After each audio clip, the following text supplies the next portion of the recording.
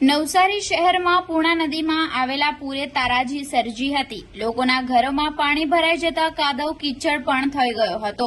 ત્યારે પૂરગ્રસ્તોની શું સ્થિતિ છે તે જાણવાનો પ્રયાસ વાંસદાના ધારાસભ્ય અનંત પટેલ અને જિલ્લા કોંગ્રેસના પ્રમુખ શૈલેષ પટેલે અને કોંગ્રેસના હોદ્દેદારો અને કાર્યકર્તાઓએ કર્યો હતો, જેમાં દશેરા ટેકરી, રામલા મોરા, બેસ્ત ખાડાના પૂરગ્રસ્ત વિસ્તારોની મુલાકાત કરી હતી, જેમાં હજુ સુધી કેસ ડોલ ચૂકવવામાં આવ્યું નથી, સાથે જ અન્ય સહાય પણ આપવામાં આવી નથી। ત્યારે આ અંગે નવસારી જિલ્લા કોંગ્રેસ સમિતિ અને ધારાસભ્ય અનંત પટેલ જિલ્લા કલેક્ટરને મળીને પૂરગ્રસ્તોને વહેલી તકે કેસ ડોલ તેમજ સરકાર દ્વારા મળતી સહાય ચૂકવવા માટે રજૂઆત કરશે।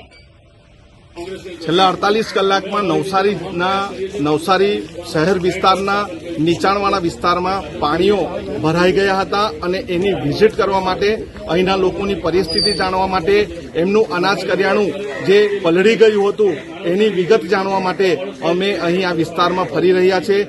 જિલ્લા કોંગ્રેસ સમિતિની ટીમ પણ અમારી સાથે છે અને તાત્કાલિક કેશ ડોલ અને તાત્કાલિક રોકડ સહાય તેમજ અનાજની કીટો પણ એમને મળવી જોઈએ એવી માંગણી અમે મુખ્યમંત્રી સમક્ષ પણ કરી છે।